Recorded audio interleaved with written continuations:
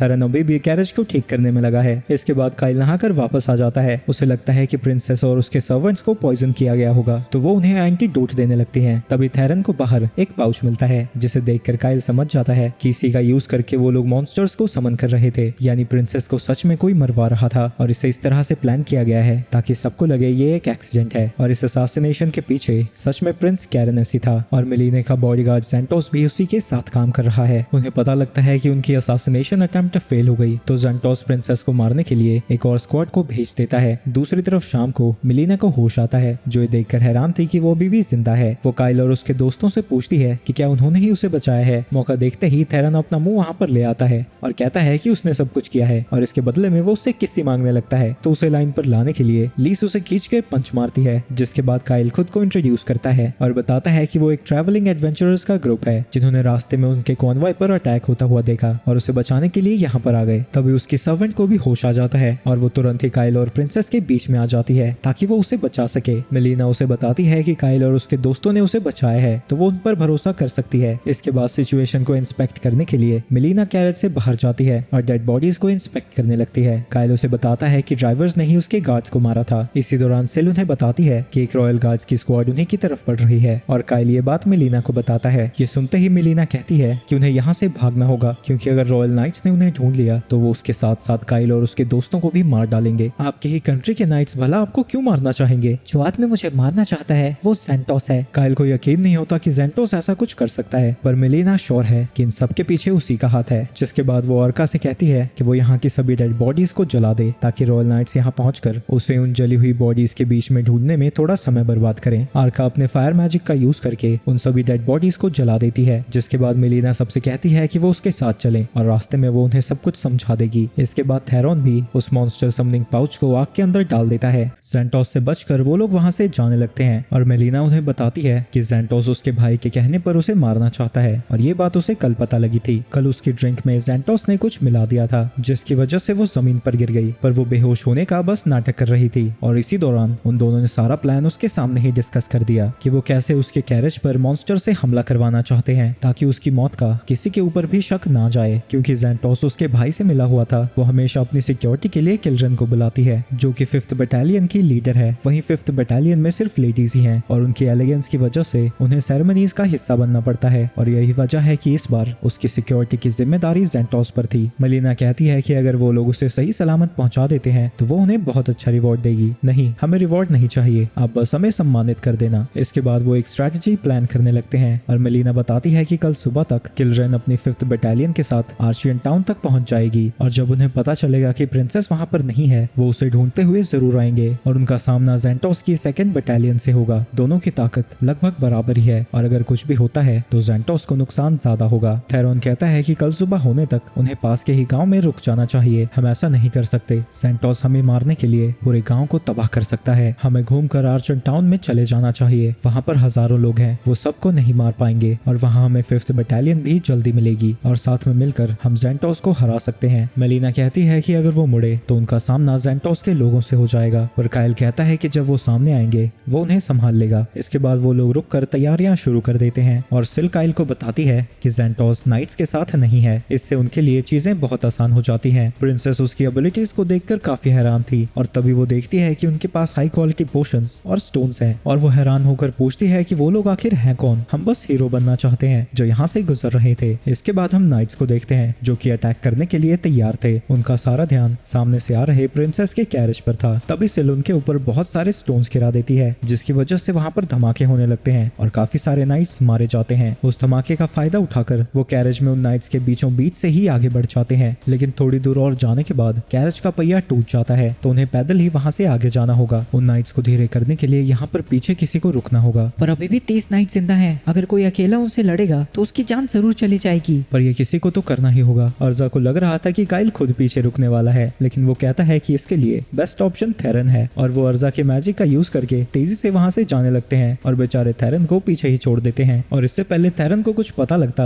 वो लोग वहाँ से जा चुके थे। वहीं थेरन सफेद झंडा लेकर खड़ा हो जाता है और जब नाइट्स उस तक पहुंचते हैं वो उनके सामने अपनी जान के लिए गिड़गिड़ाने लगता है। जब वो देखते हैं कि प्रिंसेस कैरेज में नहीं है, नाइट्स का वाइस कैप्टन खुद ही उसे मारने जाने लगता है, लेकिन तभी वो उससे चिपक जाता है और रोते हुए कहने लगता है कि वो उसे बख्श दें, लेकिन वाइस कैप्टन उसे मारने के लिए अपनी तलवार उठा लेता है। वहीं दूसरी तरफ अर्जा को उसकी फिक्र हो रही थी, लेकिन लीस और काइल उसे बताते हैं कि थेरन उन दोनों से ज्यादा ताकतवर है। वहीं काइल ने वाइस कैप्टन की गर्दन को काट दिया था। लड़ाई में सबसे ताकतवर आदमी को पहले मारना चाहिए। वाइस कैप्टन को इतनी जल्दी हारा हुआ देखकर सभी नाइट्स की फटी पड़ी थी। इसके बाद थेरन अपने ट्रेनिंग के इक्विपमेंट्स उतार देता है, जिससे उसकी बॉडी बहुत ज्यादा लाइट हो जाती है और वो बड़ी ही आसानी से उन सभी नाइट्स को मारने लगता है और तलवारबाजी के साथ साथ उन मैजिक स्टोन का भी यूज कर रहा था। तुमने नोटिस किया होगा थेरन बीच बीच में गायब हो जाता है। वो असल में ट्रेनिंग करने जाता है। मैजिक में भले ही वो नल्ला हो, लेकिन तलवारबाजी में वो मुझसे कहीं गुना बेहतर है। लेकिन वो तो बहुत कमजोर लापरवाह सा बिहेव करता है। वो ऐसा इसलिए करता है ताकि सामने वाला अपने गार्ड को ड्रॉप कर दे, लेकिन वो सिर्फ 10% की एक्टिंग करता है। वो है भी थोड़ा सा हिला हुआ ही। वहीं थेरन ने 30 में से 22 नाइट्स को मार दिए हैं और बचे हुए नाइट्स उसके सामने कप कपाते हुए खड़े हो रखे हैं। मैं अब तुम लोगों से नहीं लड़ना चाहता। मेरा काम सिर्फ तुम्हें रोकना था और वो मैं कर चुका हूँ। तुम्हारे घोड़े भी भाग गए हैं तो तुम प्रिंसेस तक नहीं पहुंचने वाले। फालतू में अपनी जान क्यों देना चाहते हो। लेकिन वो जब उनसे थोड़ी दूर आ जाता है वो उनके ऊपर मैजिक स्टोन्स फेंक देता है और जो थोड़े बहुत मैजिक नाइट्स बच गए थे वो उन्हें अपनी तलवार से खत्म कर देता है। तभी सिल काइल को बताती है कि ज़ेंटोस उन्हीं की तरफ बढ़ रहा है। तभी ज़ेंटोस उसके ऊपर एक लाइटनिंग बोल्ट से अटैक कर देता है, जिसकी वजह से वो नीचे गिर जाती है। काइल सभी को यहीं पर छुपने को कहता है और वो अकेला ज़ेंटोस से लड़ने जाने वाला था।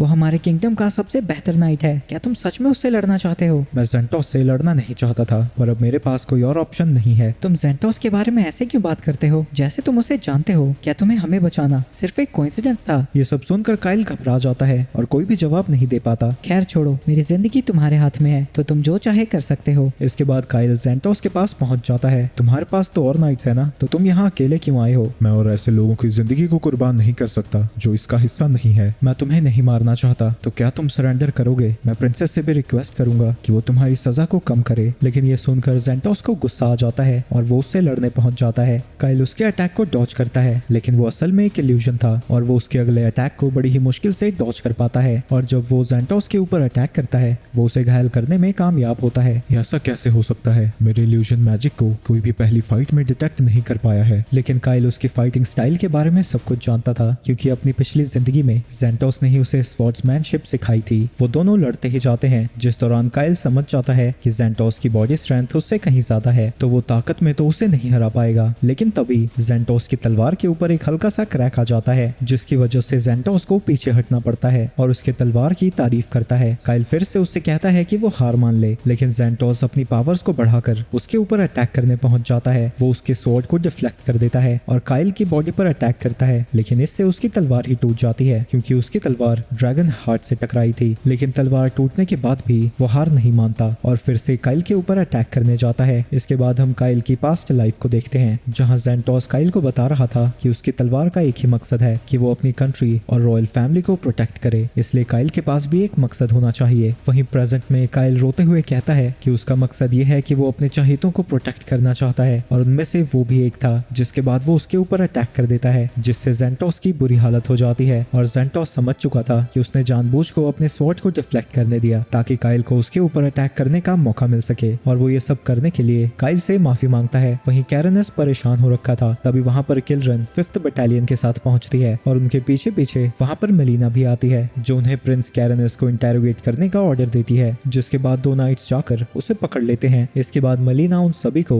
रॉयल कैपिटल में अपने रॉयल पैलेस में इन्वाइट करती है। जिसके बाद वहां पर किंग भी आ जाता है, जो अपनी बेटी को सही सलामत देखकर बहुत खुश था और काइल के साथ बाकी बाकी सभी का शुक्रिया अदा करता है, लेकिन उसे अभी भी समझ नहीं आ रहा था कि ज़ैंटोस कैरेनस का साथ क्यों दे रहा था। उसे लगता है कि इसमें शायद उसके दुश्मन नेशन या फिर डीमंस का हाथ हो सकता है, इसलिए वो उन सबसे रिक्वेस्ट करता है कि वो इस बात को किसी को भी ना बताएं। इसके बाद पूरी कंट्री में ये न्यूज फैलाई जाती है कि मेलिना और कैरेनस के ऊपर मॉन्स्टर्स ने हमला कर दिया था। इसी में ज़ैंटोस की मौत हो गई और कैरेनस भी बुरी तरह से घायल है, लेकिन कुछ हीरोज ने प्रिंसेस मेलिना को बचा लिया। इसके बाद अगले दिन रॉयल पैलेस के अंदर एक सेरेमनी थी जिसमें उन सभी हीरोज को सम्मानित किया जाना था। सबसे पहले किंग काइल को एक ग्रैंड सेज मेडल देता है, यानी किंग ने काइल को एक हीरो के रूप में मान लिया है। वहीं रात को किंग परेशान हो रखा था। वो दोनों किसी काम के नहीं निकले। अगर मेलिना रूलर बन जाती है तो वो नेशन को बहुत ज्यादा डेवलप कर देगी, तो इनमें मेरी वैल्यू बिल्कुल खत्म हो जाएगी। मुझे किसी तरह उसे रास्ते से हटाना ही होगा। तभी उसके पास एक बंदा आ जाता है, तुम्हारे जैसा इंसान किंग बनने के लायक बिल्कुल नहीं है। जिसके बाद वो उसे बैल्कनी से धक्का दे देता है, जिस दौरान वो किंग भी देख लेता है कि वो असल में काइल है। तुम्हारे लालच की वजह से एक ऐसे इंसान को मरना पड़ा जो इसका हकदार बिल्कुल नहीं था। तुम वैसे भी लोगों को तो छोड़ने ही वाले थे, तो तुम्हारा अभी ही चले जाना बेहतर है। अगले दिन सभी को पता लगता है कि किंग बैल्कनी से गिरकर मर चुका है। वहीं प्रिंसेस मेलिना काइल को बता रही थी कि उसकी एंगेजमेंट गार्गल एम्पायर के 3rd प्रिंस से हुई है, लेकिन वो बस एक प्रॉमिस था, क्योंकि मेलिन कारन सिटी को जर्गस का एक हिस्सा बनाना चाहती थी। लेकिन अब वो खुद ही उसकी नेशन का हिस्सा बनना चाहते हैं, तो वो अब एंगेजमेंट में इंटरेस्टेड नहीं है और इसी लेटर को पहुंचाने के लिए वो काइल को देती है। रात को काइल अपने रूम में बैठा हुआ था, जहाँ सिल उससे कहती है कि वो लड़की बहुत ज्यादा चालाक है। वहीं काइल को इस बात का डर था कि जब इसका गार्गल एम्पायर को पता लगेगा वो क्या करेंगे। अगले दिन मेलिना उससे मिलने आती है, क्योंकि वो उसे अपने रॉयल गार्ड में शामिल करना चाहती थी, लेकिन काइल उसे मना कर देता है। ये सुन के मेलिना हंसने लगती है, क्योंकि उसे पहले से ही पता था कि वो मना ही करेगा, जो देखकर काइल गुस्सा हो जाता है, क्योंकि बेचारे का मजाक बन चुका है। और जब काइल बाकियों के साथ जा रहा था, मेलिना बालकनी से उन्हें देख रही थी। तभी उसके पास नीनो आती है और पूछती है कि क्या वो काइल को अपने प्यार में गिरा पाई। मेलिना कहती है कि वो इतनी क्रूर नहीं जो लोगों की फीलिंग से खेले, वो बस काइल को अपने साथ में पाकर ही खुश होगी, क्योंकि अब वो इस कंट्री की लीडर बन चुकी है और उसे काइल जैसे लोगों की जरूरत है। दूसरी तरफ काइल एक फेस्बा के स्टोर में रुकता है जरूरत के सामानों को खरीदने के लिए। फेस्बा सेंट का मेडल रिसीव करने के लिए काइल को कांग्रेचुलेट करता है, जहां काइल उसे बताता है कि वो भी कारन की तरफ जा रहे हैं। फेस्बा उन्हें बताता है कि कैरन की हालत कुछ अच्छी नहीं है। अभी वो कंट्री पूरी तरह से ब्लैकस्मिथ गिल्ड चला रही है और उनकी वजह से वो कारन के साथ ट्रेडिंग भी नहीं कर पा रहे, लेकिन वहाँ की आइटम्स बहुत अच्छी होती हैं, तो शायद वहाँ उन्हें कुछ मिल जाए। इसके बाद वो लोग कारन टेरिटरी में पहुंच जाते हैं। सिटी को देखकर लीज पूछती है कि उन लोगों ने माउंटेन के अंदर अपनी सिटी कैसे बना ली। तभी वहाँ सिल आती है और उन्हें बताती है कि उन लोगों ने माउंटेन पे सिटी नहीं बल्कि सिटी के चारों तरफ माउंटेन बनाया है, ताकि वो मॉन्स्टर्स के अटैक से खुद को बचा सके। एशियन टाइम्स में उन्होंने जमीन के नीचे रेयर मैजिक और वेन्स देखी थी, तो उन्होंने मैजिक का यूज करके जमीन को उठा दिया ताकि वो वेन्स को एक्सेस कर सके। तभी उनके ऊपर से कुछ वाइवरन्स उड़ते जाते हैं, जो कि गार्गन एम्पायर के वाइवरन नाइट्स हैं। इसके बाद वो लोग सिटी के अंदर पहुंच जाते हैं, जहां वो सिक्योरिटी गार्ड को बताता है कि वो जर्गस के एम्बेसडर से बात करना चाहता है और उन्हें प्रिंसेस मेलिना ने भेजा है। तभी पीछे से एक लड़की आती है जिसका नाम मिरांडा था, लेकिन काइल उसे पहले से ही जानता था, बस उसे ये नहीं पता था कि इस समय के दौरान वो एम्बेसडर थी। उसे ऐसे घूरता हुआ देखकर लीज को जलन होने लगती है, जिसके बाद काइल उसे बताता है कि वो प्रिंसेस मेलिना का मैसेज पहुंचाने आए हैं। मैसेज को देखकर मिरांडा पहचान जाती है कि वो सच में मेलिना ने भेजे हैं और वो मेलिना की जान बचाने के लिए उन सबका शुक्रिया अदा करते हैं। क्या आप मेलिना को जानती हैं? हाँ, मैं उसकी टीचर थी।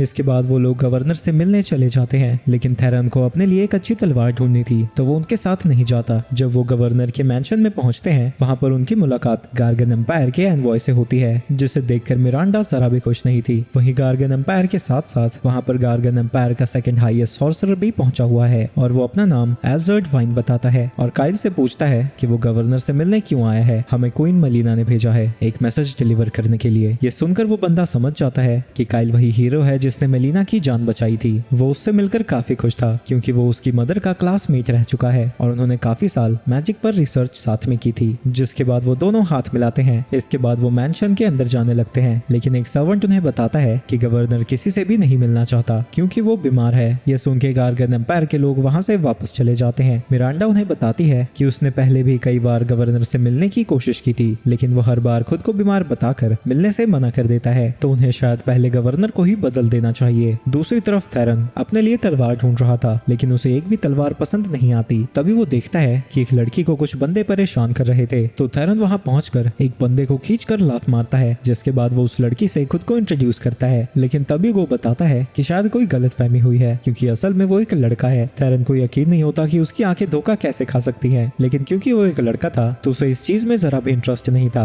और वो वहाँ से जाने लगता है। गो उससे पूछता है कि क्या वो सच में उसे छोड़कर चला जाएगा सिर्फ इसलिए क्योंकि वो एक लड़का है। हाँ बिल्कुल। वो 2-3 कदम आगे लेता है। एक सेकंड, क्या तुम्हारी कोई बहन है जो तुम्हारी ही जितनी प्यारी हो? गो उसे बताता है कि उसकी एक बड़ी बहन है और वो भी उसकी जितनी ही प्यारी है। तो अचानक से ही थेरन का मन बदल जाता है और वो उसे बचाने के लिए फिर से आ जाता है, जिसके बाद वो उन सब की कुटाई कर देता है। गो उसे बचाने के लिए थेरन का शुक्रिया अदा करता है और बताता है कि वो मैजिक आइटम्स बनाता है, पर थेरन का इन सब में कोई इंटरेस्ट नहीं था और वो उससे पूछता है कि वो बंदे उसके पीछे क्यों पड़े थे। गो उसे बताता है कि एक क्लाइंट ने उसे एक मैजिक आइटम बनाने का ऑर्डर दिया था जिसकी पेमेंट भी उसने कर दी थी, पर उसे नहीं पता था कि उस आइटम को बनाने में 10 साल लग जाएंगे और इसी वजह से वो पैसे वापस कलेक्ट करने के लिए इन सब बंदों को भेज रहा है। थेरन को लगता है कि उसे इस लड़के को पिटने देना चाहिए था, लेकिन जब तक वो उसकी बड़ी बहन के साथ डेट पर जा सकता है उसे कोई फर्क नहीं पड़ता। लेकिन तभी गो उसे बताता है कि उसकी बड़ी बहन की शादी हो रखी है, जो सुनकर वो बेचारा दुखी हो जाता है और उसे ट्रिक करने के लिए वो उसकी हल्की सी पिटाई भी कर देता है। दूसरी तरफ मिरांडा ब्लैकस्मिथ गाजस से मिलने जाती है और वो उसे गवर्नर बनने के लिए कन्विंस करने की कोशिश कर रही है, लेकिन वो सीधा मना कर देता है क्योंकि उसका पैशन ब्लैक स्मिथिंग है। तभी वहाँ पर थेरन आता है। काइल को लगता है कि वो ब्लैक स्मिथ थेरन के लिए भी एक अच्छी तलवार बना सकता है और जब तक वो दोनों बात कर रहे थे वो सब साइड में जाकर बैठ जाते हैं। गो उन सभी को चाय बना कर देता है। वहाँ पर काइल की नजर एक ब्लूप्रिंट पर जाती है जो कि असल में एक मैजिकल गोलम का ब्लूप्रिंट था, जो कि डीमंस के साथ वॉर में उनके बहुत ज्यादा काम आई थी,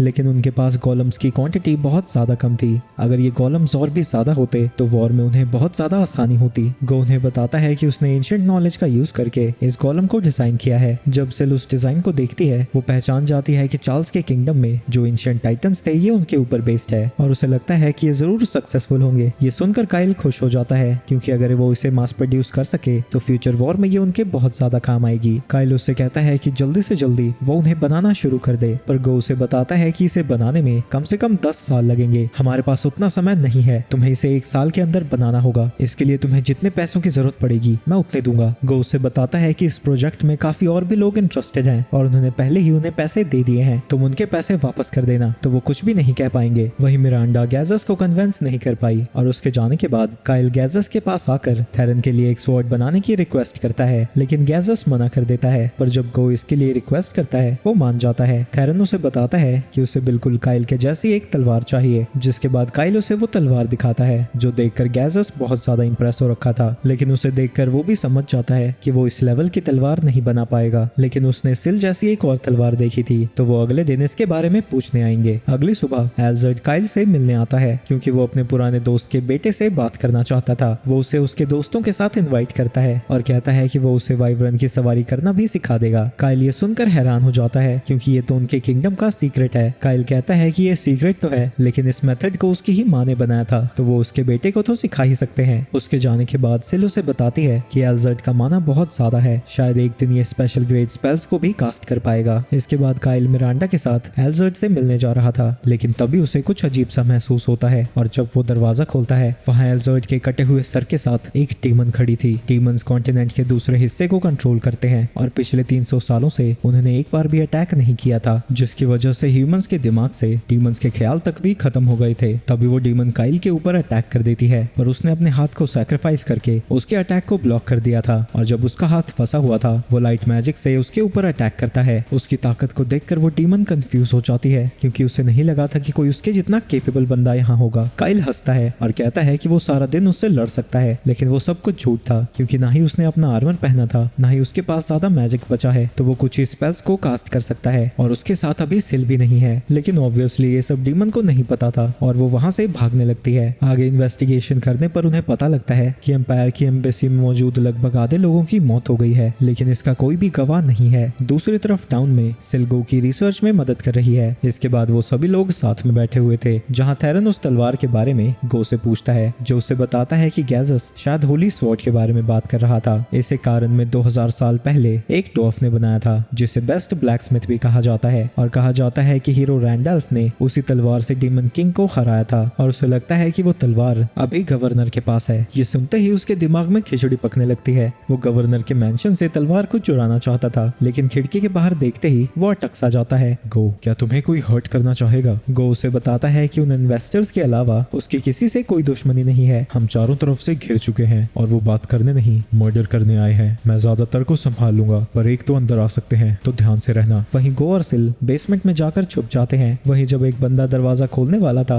तभी दरवाजे को थेरन खोल देता है, जिसकी वजह से वो उड़ता हुआ पीछे जाता है। अरे तुम यहीं पर खड़े हो, मैं तुम्हें बताना चाहता हूँ कि तुमसे हम टॉर्चर करके जवाब निकालने वाले हैं। वहीं जब थेरन उन सबसे लड़ रहा था, 2 अटैकर्स अंदर घुस आते हैं और अर्जा देखती है कि उन अटैकर्स के डैगर्स में पॉइजन लगा हुआ था। सबसे पहले लीस उर्फ माइक टाइसन एक अटैकर की खटिया खड़ी कर देती है। वहीं अर्जा अपने वाटर स्पिरिट का यूज करके उसके अटैक को ब्लॉक कर देती है, जिसके बाद वो पानी में उसे डुबाने लगती है, जिसके बाद वो उन दोनों को ही बांध देते हैं। थोड़ी देर बाद उसी बंदे के साथ पहुंच जाता है और वो इंटेरोगेशन को शुरू करते हैं। तुम लोगों ने इस घर पर अटैक क्यों किया? लेकिन वो कोई भी जवाब नहीं दे रहा था, तो थेरन उसे डराने लगता है। वो लीस के बारे में बताता है कि वो एक खतरनाक टॉर्चरर है जो किसी भी टूल का यूज करके उसे टॉर्चर करती रहेगी और उसके जख्मों पे नमक मिर्च तक लगाएगी, लेकिन वो उसे मरने नहीं देंगे क्योंकि उनके पास बहुत सारे हीलिंग पोशन है। तो जब तक उन्हें जवाब नहीं मिल जाता वो सिर्फ मौत की भीख मांग सकता है। डर के मारे वो सब कुछ बताने लगता है। वो कहता है कि उन्हें गो को किडनैप करने के लिए भेजा गया था और कहा गया था कि जो भी उनके रास्ते में आएगा वो उसे मार सकते हैं। तभी गो को याद आता है कि कुछ समय से टाउन में बहुत सारे लोग गायब हो रहे हैं और उसे लगता है कि वो भी इन सब का ही काम होगा। थेरन उससे पूछता है कि उन लोगों का क्या हुआ, लेकिन वो बंदा बताता है कि वो कुछ नहीं जानते, उन्हें सिर्फ उन लोगों को एक पुराने घर में पहुंचाने का ऑर्डर मिलता था। तभी थेरन कुछ सेंस करता है और वो सब कुछ छुपने को कहता है, जिसके बाद वहां पर एक धमाका होता है जिससे किसी तरह वो सब लोग बच चुके थे। थेरन उन सभी से कहता है कि वो पीछे ही रुके क्योंकि जिसने अटैक किया था वो उसको सेंस कर पा रहा है और वो बहुत ज्यादा खतरनाक है। सिल उसे बताती है कि वो धमाका एक डीमन ने किया था और उनमें से कोई भी अभी एक डीमन को हराने लायक ताकतवर नहीं है। इसके बाद वो काइल से मिलने जाते हैं और सारी चीजें जानने के बाद वो रियलाइज करते हैं जितना उन्होंने सोचा था सिचुएशन उससे भी ज्यादा खराब है, लेकिन वो अभी डीमन से नहीं लड़ सकते थे। तो काइल कहता है कि उन्हें पहले ये कंफर्म करना चाहिए कि गवर्नर का हाथ इन किडनैपिंग में है या फिर नहीं। तभी एक गार्ड उनके पास आता है और बताता है कि गवर्नर के मैंशन में आग लग गई है। जब तक वो वहां पहुंचते हैं सारी जगह जलकर राख हो चुकी थी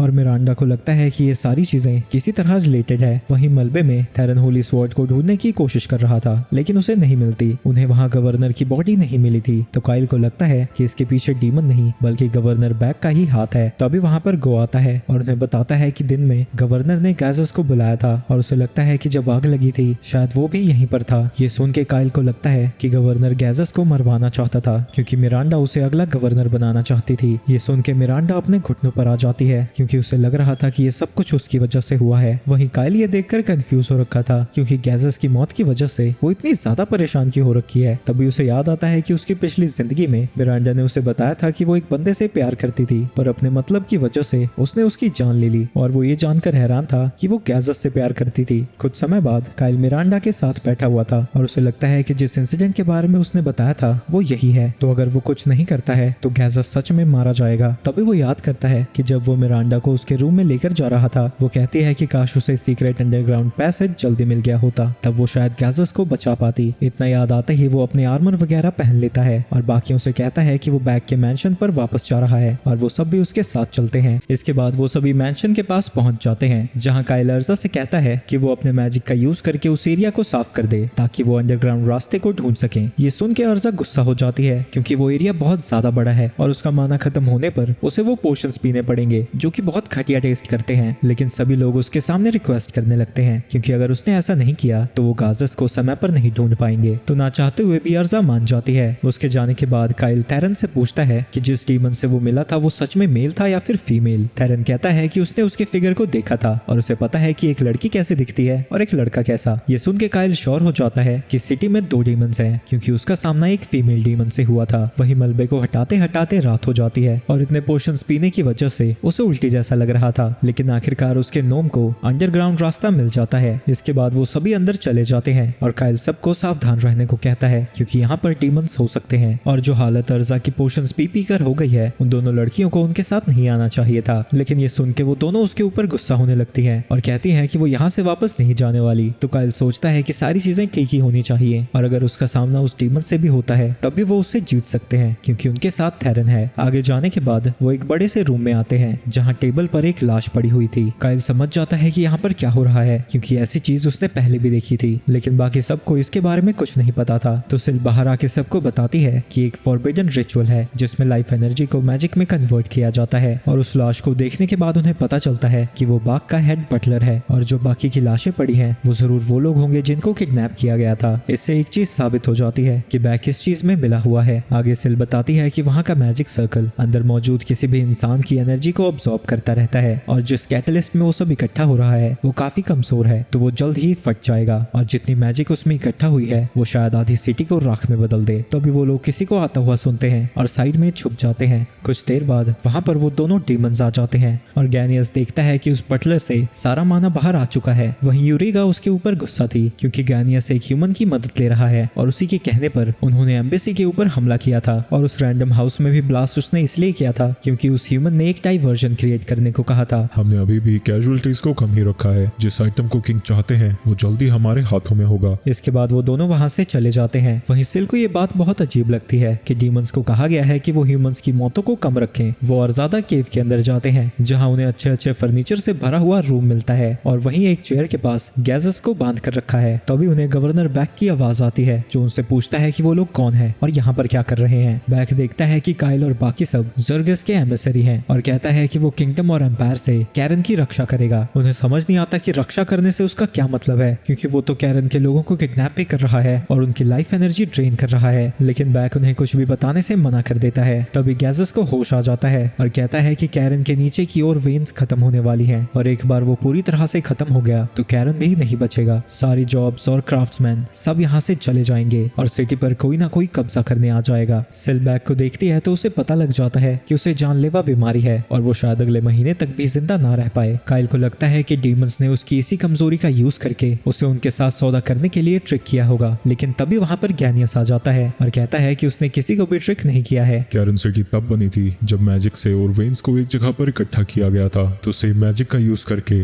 और ओर्स को ऊपर लाया जा सकता है। फॉरबिडन रिचुअल इसीलिए था। ऑब्वियसली हम ये सारी चीजें फ्री में नहीं करते और इसके बदले हमें होली स्वॉर्ड चाहिए। इसी वेपन से पिछले डीमन किंग को मारा गया था। काइल देखता है कि वो कुछ ज्यादा ही बड़बड़ करता है और अगर वो सही से बात करे तो उससे उसे काफी इन्फॉर्मेशन मिल जाएगी। मुझे तो पता भी नहीं था कि वो होली स्वॉर्ड कैरन में है। इसके बाद गैनियस अपनी बड़बड़ जारी रखता है और बताता है कि पहले उसका मिशन बहुत सिंपल था लेकिन उसने अपने तेज दिमाग से पता लगा लिया कि होली स्वॉर्ड कैरन में है और इसीलिए उसने बैक के साथ डील बनाई और क्योंकि वो मरने वाला था उसने जल्दी उसकी डील को एक्सेप्ट भी कर लिया। अरे बाप रे, तुम तो एक जीनियस निकले, इतना सब कुछ तुमने सोच रखा था। लेकिन इससे पहले गैनियस उन्हें और ज्यादा इन्फॉर्मेशन देता वहां पर यूरिगा आ जाती है और काइल समझ जाता है कि अब उसे इन्फॉर्मेशन नहीं मिलने वाली तो वो उससे लड़ने के लिए तैयार हो जाता है। गैनियस रियलाइज करता है कि उसने कुछ ज्यादा ही बोल दिया था लेकिन इससे कोई फर्क नहीं पड़ता, उसे बस उन सबको यहीं पर खत्म करना है। यूरिका उसे रोकने की कोशिश करती है क्योंकि डीमन किंग के ऑर्डर है कि वो ज्यादा लोगों को ना मारे, पर गैनियस कहता है कि इन लोगों को मारकर ही वो अपने मिशन को सीक्रेट रख सकते हैं। बैक उन्हें रोकने की कोशिश करता है और पूछता है कि उनकी डील का क्या हुआ। गैनियस कहता है कि वो अर्थ मैजिक का यूज करके कैरन्स की माइन को दोबारा से रिस्टोर करने वाला था लेकिन वो कैटलिस्ट ओवरलोड हो चुका है तो अगर वो रिस्टोर करने भी जाता है तो इससे पूरी सिटी खत्म हो जाएगी और सिटी के साथ क्या होता है इससे उसे कोई फर्क नहीं पड़ता। बैक को अपने कानों पर यकीन नहीं होता क्योंकि उसने इस प्लान में बहुत ज्यादा मेहनत की थी लेकिन उसकी बड़बड़ यहाँ पर कुछ सॉल्व नहीं करती तो थैरन उसे बेहोश कर देता है। गैनियस यूरिगा से कहता है कि वो दोनों लड़कियों को संभाले और दोनों छोरों को वो देख लेगा। लेकिन जब काइल उससे लड़ने की तैयारी कर रहा था थैरन वहां से निकल जाता है और कहता है कि उसे कुछ और काम है। यूरिगा उन दोनों से कहती है कि अगर वो अब भी यहाँ से मुड़ जाते हैं तो वो उन्हें कुछ नहीं करेगी लेकिन वो दोनों पीछे नहीं हटते और यूरिगा के ऊपर अटैक करने लगते हैं लेकिन यूरिगा उनकी बुरी तरह से कुटाई करने लगती है। वहीं थैरन को लगता है कि उन दोनों को कुछ नहीं होने वाला क्योंकि यूरिगा उन्हें मारने के लिए नहीं लड़ रही है। इसके बाद सिल्क वो एक क्यूब दिखाता है जो कि थोड़ी देर पहले उसने बैग से चुराया था और जैसा कि उसे शक था ये एक मैजिकल आइटम है जिससे किसी आइटम की प्रेजेंस को छुपाया जा सकता है। वहीं जब डीमन ने होली स्वॉर्ड का नाम लिया था बैग एक डायरेक्शन में देख रहा था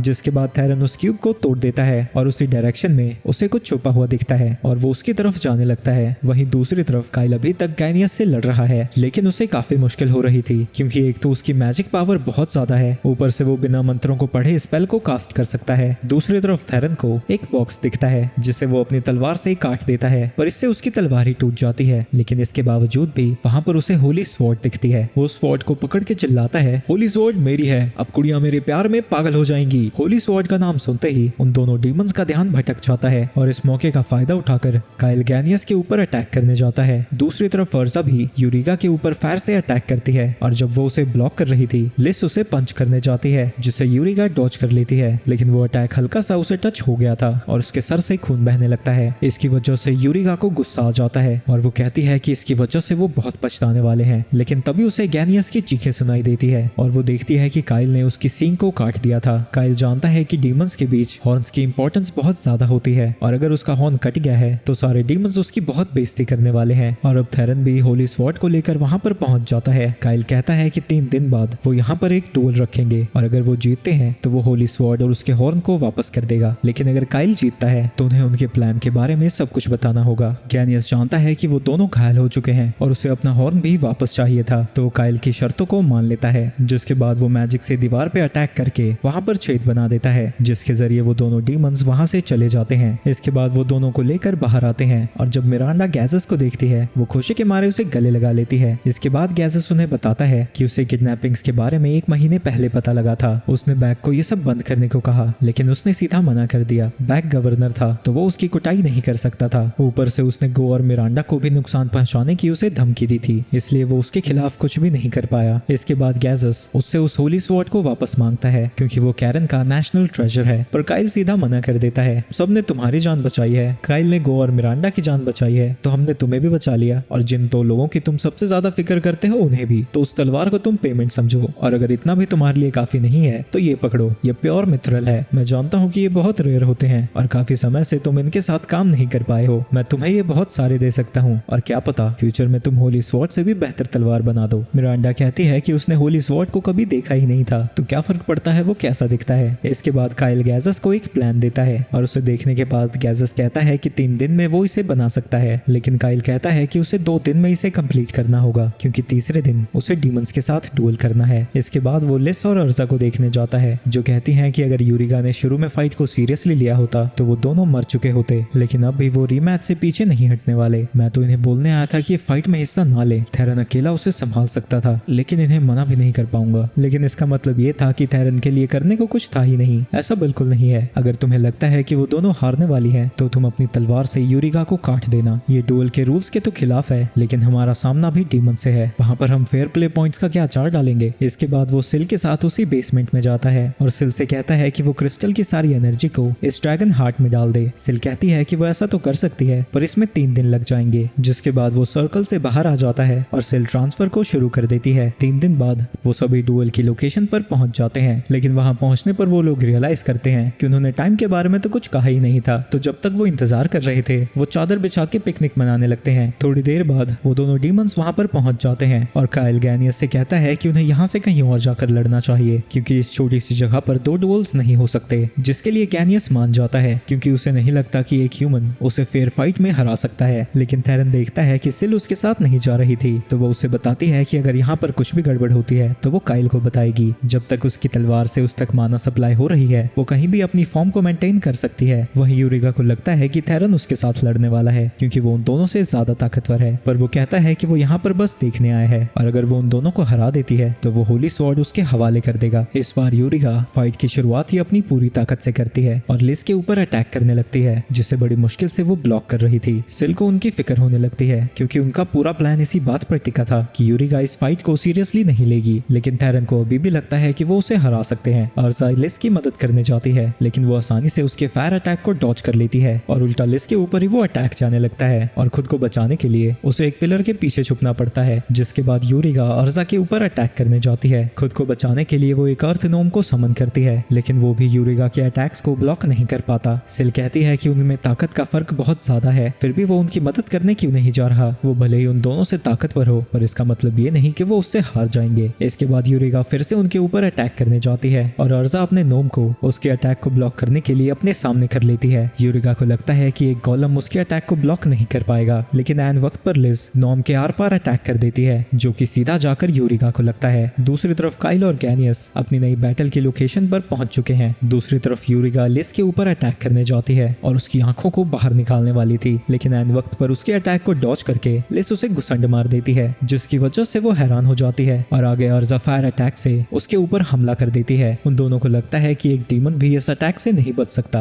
और अर्जा अपने स्पिरिट्स का शुक्रिया अदा करती है, लेकिन तभी उनके पीछे से यूरिगा आ जाती है और उसे अभी तक कुछ भी नहीं हुआ था। वो लिज से पूछती है कि उसने उसके अटैक को डॉज कैसे किया था, क्योंकि उसकी स्पीड लिज से कहीं ज्यादा है। पर लिज कहती है कि वो बार बार एक ही अटैक का यूज करती रहती है, तो उसको प्रोजेक्ट करना बहुत ज्यादा आसान है और उसकी फाइटिंग स्टाइल को देखकर ऐसा लगता है कि उसे असली लड़ाई का ज्यादा एक्सपीरियंस है ही नहीं। ये सब सुन के यूरिगा सीधा हार मान लेती है। वो मौत से नहीं डरती, लेकिन किंग ने उसे ऑर्डर दिया था कि उसे जिंदा वापस आना है, तो अगर उसकी जान पर हल्का सा भी खतरा है तो वो इस फाइट में हिस्सा नहीं लेगी। वहीं अब यूरिका हार मान चुकी थी तो उन्हें समझ नहीं आता कि उन्हें क्या करना चाहिए। तभी अर्जा को याद आता है कि जीतने के बाद काइल उनसे इन्फॉर्मेशन मांगने वाला था, लेकिन यूरिका के पास भी ज्यादा इन्फॉर्मेशन नहीं थी क्योंकि किंग के ऑर्डर पर सिर्फ वही दोनों बाहर आए थे और अगर कोई और डीमंस भी ह्यूमंस के नेशन में आए हैं तो ये कंफर्म करने का उसके पास कोई तरीका नहीं है। और अब उन दोनों को समझ नहीं आता कि वो यहाँ पर करे क्या। यूरिका कहती है कि वो उसकी बॉडी के साथ जो चाहे कर सकते हैं। ये सुन के वो दोनों ही शर्माने लगती हैं और उससे कहती हैं कि वो जल्दी से यहाँ से चली जाए। लेकिन जाते जाते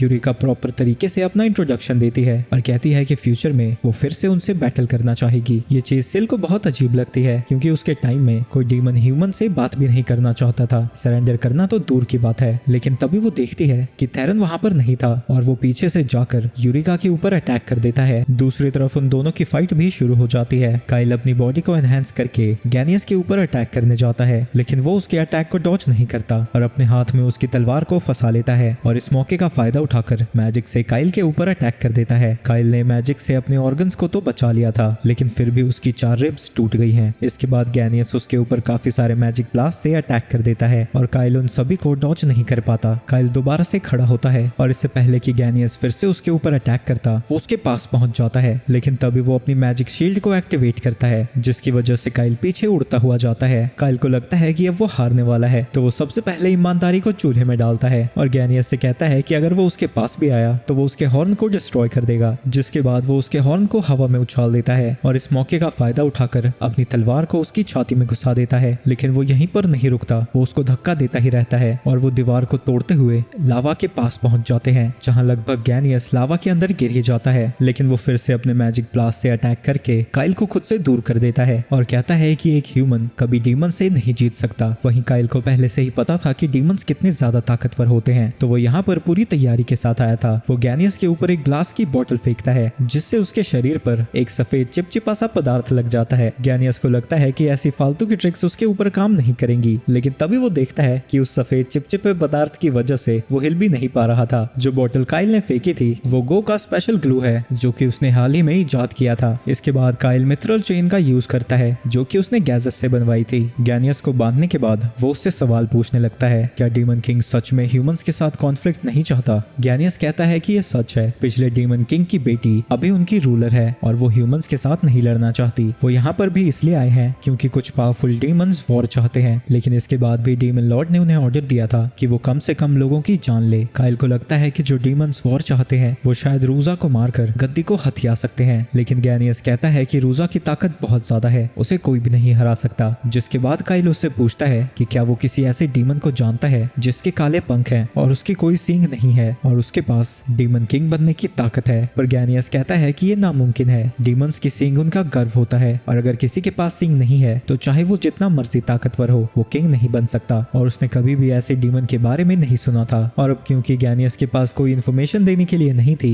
काइल उसे मारने जाता है, लेकिन तभी वो अपनी जिंदगी की भीख मांगने लगता है और कहता है कि शायद डीमन किंग रूजा उस बिना सींग वाले डीमन के बारे में कुछ जानती होगी और अगर वो उसे जिंदा छोड़ देता है तो वो उसके साथ उसकी बात करा सकता है। काइल कहता है कि अगर वो कुछ भी उल्टी सीधी हरकतें नहीं करता है तो वो उसे सेफली यहाँ से जाने देगा, लेकिन गैनियस का प्लान कुछ और ही था। असल में वो अपने पेट का इंतजार कर रहा था ताकि वो काइल को पीछे से खत्म कर दे और उसे लगता है कि अब तो काइल मारा ही जाएगा, लेकिन काइल बिना देखे उसके पेट को खत्म कर देता है। वो उसके इनविजिबल बग्स और सारी ट्रिक्स के बारे में पहले से ही जानता है क्योंकि फ्यूचर में वो उससे लड़ चुका है, लेकिन जब उसकी पहले उसके साथ फाइट हुई थी वो डीमन लॉर्ड की तरफ बहुत ज्यादा लॉयल था, लेकिन अभी ऐसा बिल्कुल भी नहीं है। यानी जो ह्यूमंस के साथ फाइट शुरू करने वाला है वो रूजा नहीं है। जिसके बाद वो गैनियस को लावा में धक्का दे देता है और जब वो उसे मरता हुआ देख रहा था वो याद करता है जब फ्यूचर में उसने गैनियस को हराया था उसने उसके बहुत सारे साथियों की जान ली थी, लेकिन जैसे ही वो पकड़ में आया उसने डीमन किंग के कासल और काफी सारे डीमंस की लोकेशन उन्हें दे दी और इसी वजह से वो डीमन किंग को हरा पाया था। गैनियस के मरने के बाद काइल वहां से चला जाता है, जिसके बाद वो सभी सिटी में वापस आ जाते हैं जहां ट्रेनिंग करते हुए थेरन कहता है कि कहानियों के हिसाब से तो वो डीमंस बहुत ज्यादा डरावने लग रहे थे, लेकिन जब उसने उनका सामना किया वो उतने खतरनाक भी नहीं थे। काइल भी कहता है कि यूरिका काफी तमीज वाली थी और शायद यही वजह है कि थेरन ने उसे जाने दिया, जबकि काइल ने उससे कहा था कि वो उसे जिंदा ना छोड़े। इसके बाद काइल और सिल गैजस के घर पर जाते हैं जहां काइल गैजस से मिलने चला जाता है। वहीं गो को सिल के साथ कुछ बात करनी थी। गैजस को पता लगा था कि काइल की पार्टी आज ही शहर से जा रही है तो उसने 2 शीथ बनाई है, एक काइल की तलवार के लिए और एक थेरन की, और ये दोनों शीथ मिथरल से बनी है। वहीं गो का दिल सिल पर आ चुका था और वो उससे कहता है कि वो हमेशा उसके साथ रहना चाहता है और वो उससे काफी सारी चीजें भी सीखना चाहता है। पर सिल उसे बताती है कि वो यहाँ पर नहीं रुक सकती और वैसे भी वो अकेला ही सब कुछ कर सकता है। इसके बाद काइल और सिल वहाँ से चले जाते हैं और काइल मिरांडा से मिलने जाता है जो उसे बताती है कि कुछ समय पहले ही बैक चल बसा और गैजस को ऑफिशियली कैरन के नए गवर्नर की तरह चूज कर लिया गया है। इसके बाद काइल कहता है कि वो जानता है कि गो के पीछे जो इन्वेस्टर्स लगे थे वो मिरांडा ने ही लगाए थे क्योंकि गैजस ने उसके ऊपर ध्यान देना बंद कर दिया था और वो गो को उन इन्वेस्टर से बचाकर गैजस का ध्यान फिर से अपनी तरफ खींचना चाहती थी। मिरांडा कहती है कि अगर गैजस को इन सब के बारे में अभी पता लग गया तो उनकी रिलेशनशिप खराब हो सकती है और पूछती है कि अपना मुंह बंद रखने के लिए वो क्या लेगा। नहीं, मुझे इसके बदले में कुछ नहीं चाहिए, बस गो के गोलम के प्रोजेक्ट के बारे में किसी को नहीं पता लगना चाहिए, वो चाहे गार्गन एम्पायर से हो या फिर जर्गस से। उसे कम 3 साल तक उसे छुपा कर रखना होगा जब तक कि वो मास प्रोड्यूस नहीं किए जा सकते। इसके बाद वो सभी अपनी रिपोर्ट देने के लिए वापस जर्गस एम्पायर की तरफ जाने लगते हैं, लेकिन लिज को फिक्र हो रही थी क्योंकि जो यहाँ पर हुआ था उससे गार्गन और जर्गस एम्पायर की रिलेशनशिप काफी बुरी हो सकती है। भले ही उन सबके पीछे एक डीमन का हाथ था लेकिन उसने गार्गन एम्पायर के बहुत इंपॉर्टेंट पर्सन की जान ली थी। लेकिन काइल कहता है कि वो कुछ भी नहीं होने देगा क्योंकि डीमंस कुछ प्लान कर रहे हैं और वो उनका सामना तभी कर पाएंगे जब सारे किंगडम साथ में काम करेंगे।